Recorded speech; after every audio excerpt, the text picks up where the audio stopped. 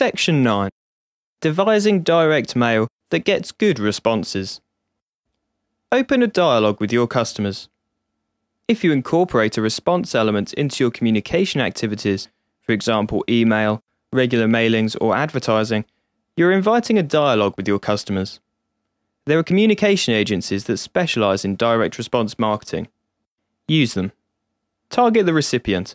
Be as specific as you can when addressing your prospect. If a doctor specializes in an area of medicine, make sure your address reflects that specialization.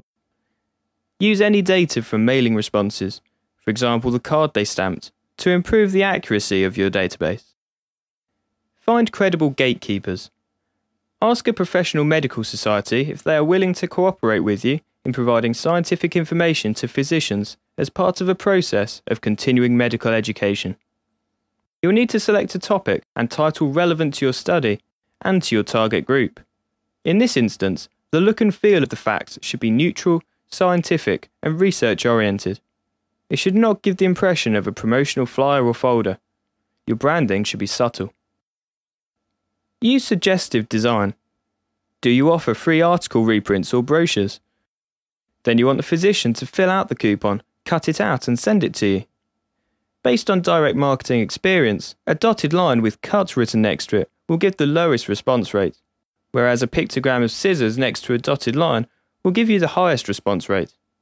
Sometimes the simplest aspect of design can have a big impact on response rates.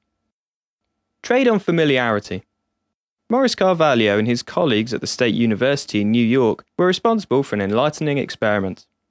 They asked participants to sample 2 cups of tea.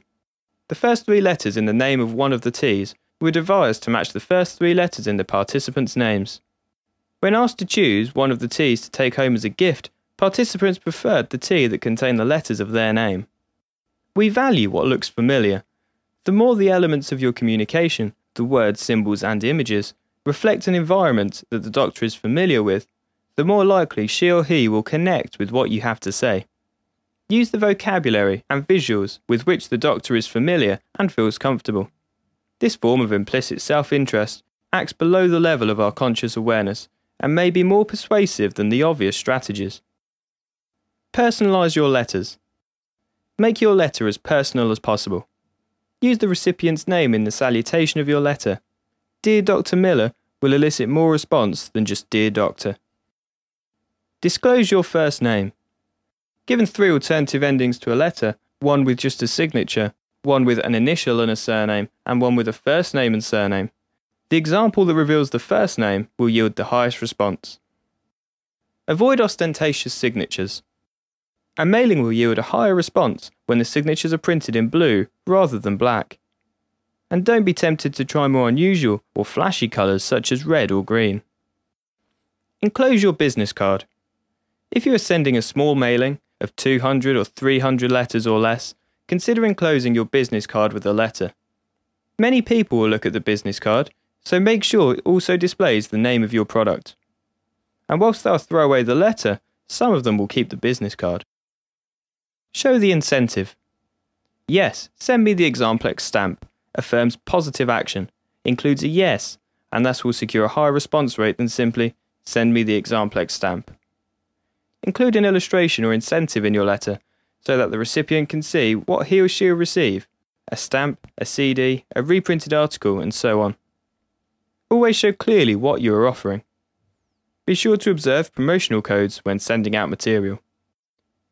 Create a sense of urgency. State the date by which time your offer expires. This will inject a sense of urgency into the promotion and will increase response.